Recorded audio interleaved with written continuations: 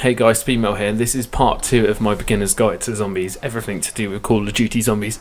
In this episode of the series, we'll look at the environments and certain environments that I've deemed the most important or the most dangerous or beneficial to you.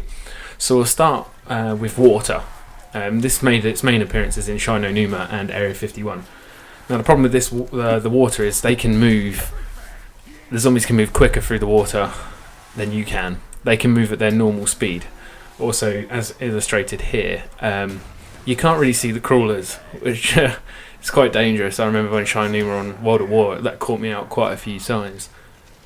Here's a look at the later map Moon and the start of Area 51 in No Man's Land.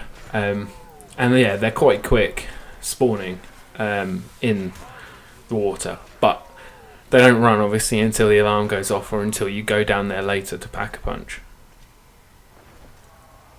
So when running trains, it's advisable not to spend too long in there because they will move quicker. Right, next one is moving objects. I suppose the most iconic one is the fuselage in Ascension that will spin from time to time. If you're sprinting underneath it as it starts off, it will kill you. But this is obviously quite helpful for getting rid of zombies. As long as you're ducked like that, or if you stand up for too long, you're dead. But it will clear out all the zombies. Obviously in ShangriLa you've got the flogger, and that's awesome as well. So next is another type of water. This time it's the freezing water, the icy water in Call of the Dead. If you spend too long in it, it will freeze you up. You won't be able to move till you're either swiped by a zombie, by your teammate, or eventually it will unfreeze you. The quickest way is obviously when you're frozen, shout out for your teammates. They will shoot you, knife you, and you'll unfreeze instantly.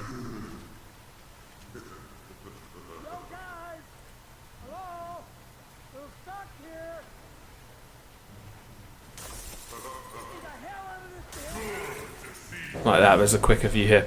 And next one to ShangriLa. There's a few things on this map, but the two that I've picked out are spikes and the quicksand. Now the spikes aren't, that's not too much of a threat to you unless you're being chased by zombies and you're following a teammate, because chances are if the teammate hasn't used his brains and jumped, you're going to get trapped. Next one is the moving walls and the quicksand. Now sometimes this can be really helpful when you can get a straight line right across the map when you need to. Other times it will just screw you over and send you around the long way. But if you run through it when it's not there, obviously you get the quicksand, which is much like the water. Next we move on to Moon.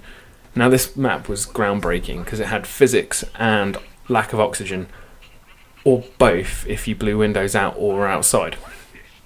So the cool thing is that obviously you can jump over zombies higher than you could, but the downside is the oxygen, and the lack of rather, if you're outside or in an area with blown things. So if you don't have a PES, which is the suit, you will die within about 15 seconds, even with Juggernaut, and obviously you'll lose all the perks.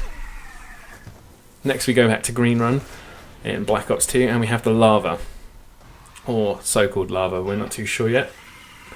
So we have there trying to cross over from bus depot to town. You will die instantly. If you try and cross any of the larger gaps and a denizen jumps on you, you're dead. So use perks, a good way to get across. Juggernaut will get you through, and so will Stamina Up. So next is the latest map, Reise. We have the lifts. If you're in a lift and you hear that alarm, you're going to get squished. Simple as that. But if you have Who's Who in multiplayer or Quick Revive in solo, you'll automatically respawn.